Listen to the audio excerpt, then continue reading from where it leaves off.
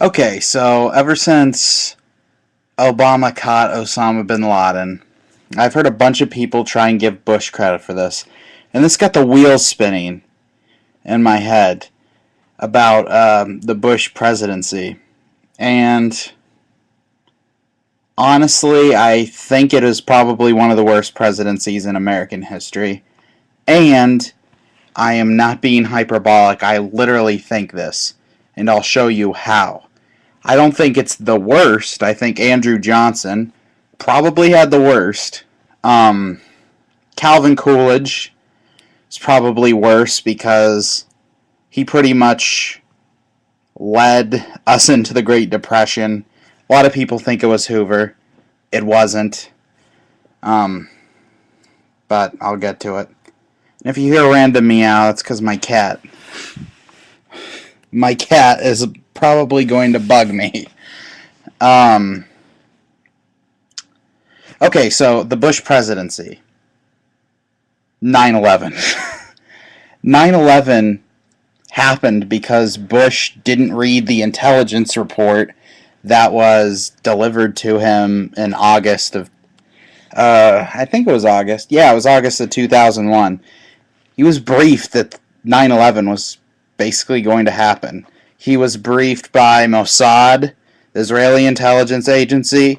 He was briefed by Iran, of all people. He was briefed by the UK on 3 separate occasions, and Canada. They all warned about 9/11. But Bush, literally once he was handed the report by the Central Intelligence Agency, he said, okay, you've covered your ass.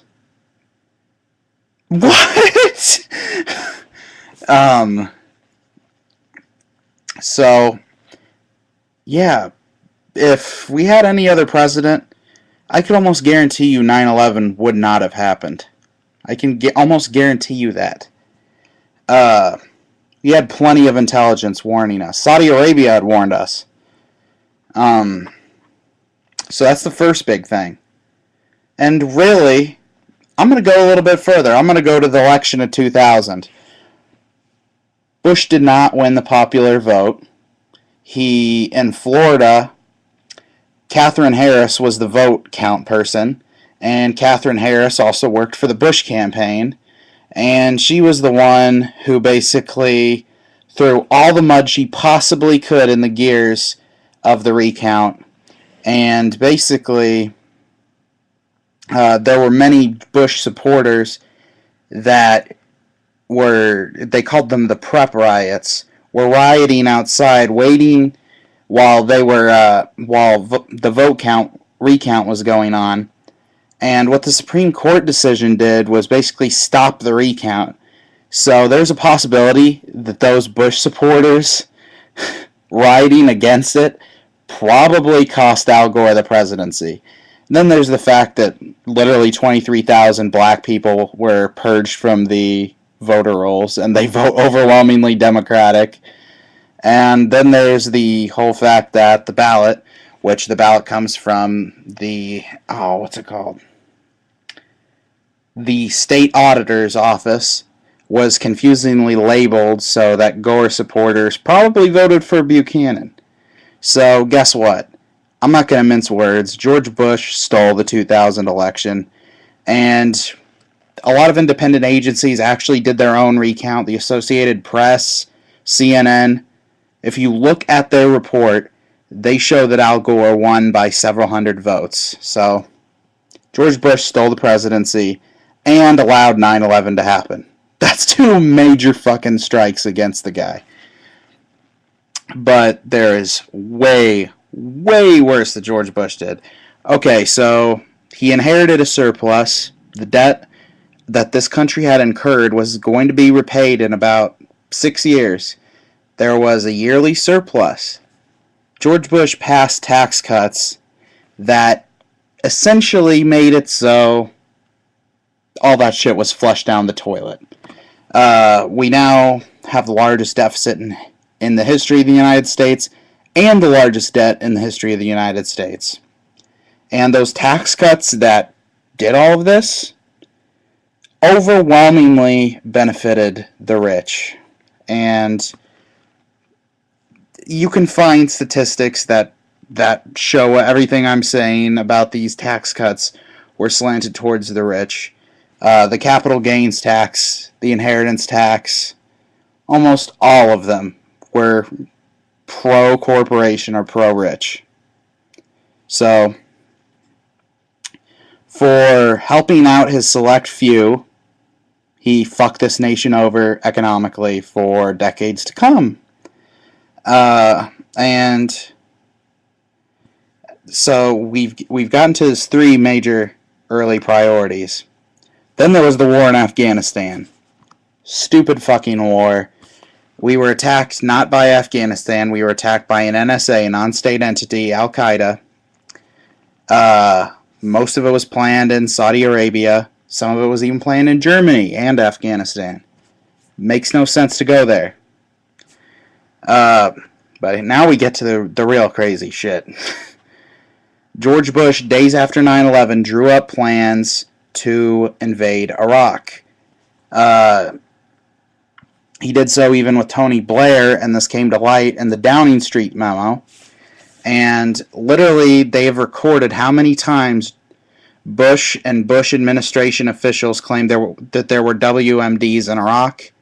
They claimed over 900 times that Iraq had WMD. And that is just a lie. It's a lie. There was never any compelling evidence to suggest that. They've never found them. They never will find them because they didn't exist. And not only that, but it's a little hypocritical because in the 1980s, some of the same people, Cheney and Rumsfeld, sold Iraq weapons under the Reagan administration and the George H.W. Bush administration. Not WMD, but weapons. Okay, so we went there under false pretenses. Then we changed our pretenses to we're going to install democracy and blah, blah, blah, blah, blah. Here's the real fucking reason we went. Oil. Not George Bush, Dick Cheney, former CEO of Halliburton. As CEO, he was no longer CEO. He had significant holding in the company. The company was awarded a no-bid contract to Iraq's oil reserves. Not only that, but the Bush administration, many of their top officials were involved with a group called Carlyle Group, which invested in private military services like Blackwater. Guess what Blackwater got? No-bid contracts for Iraq. So, a little sketchy? Sounds a little sketchy to me. Eventually, George Bush's defense secretary resigned in shame. Colin Powell resigned because he was forced to lie to the UN Security Council. Alberto Gonzales, the attorney general that was appointed by Bush in his second term, had to resign because he fired 8 U.S. attorneys for political reasons, which is clearly against the law. And then there was the leak that led to the outing of Valerie Plame, which endangered her life. Her husband was a critic of the Iraq War for the reasons I mentioned earlier. That leak led directly to the chief of staff of Dick Cheney, Scooter Libby. Scooter Libby basically committed perjury to protect the ass of Dick Cheney and Karl Rove, because they could have had charges brought up against them if he hadn't committed perjury. And we have the fact that George Bush piloted a program that was meant to give lending to low-income minority families, trying to get that black vote. And basically what happened was the subprime mortgage crisis, because once they got these rules into play, these lending companies did what was called predatory lending, where they preyed on the poor, not only just minorities, but everybody. And it led to the subprime housing crisis of 2007 that played a contributing role in bringing down the economy in 2008. George Bush was on vacation and didn't respond to Hurricane Katrina for a week as the southern coast of the United States lay in ruins. And then when he finally got there, after FEMA had fucked things up, he said, "You've done a hell of a job, Brownie," to the guy who was actually not doing a hell of a job. Uh, and then he also deregulated the financial services industry like Clinton did before him, which directly led to the 2008 economic crash.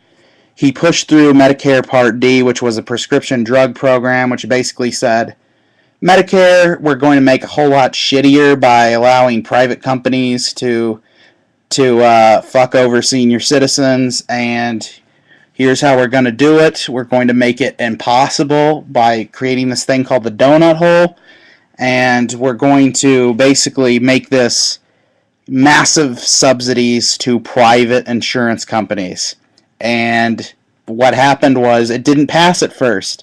So George Bush personally called members of Congress who were already breaking House rules by holding a 15-minute vote for 3 hours at about 3 in the morning. And he eventually got it over 216, and it's cost our economy $1.4 trillion.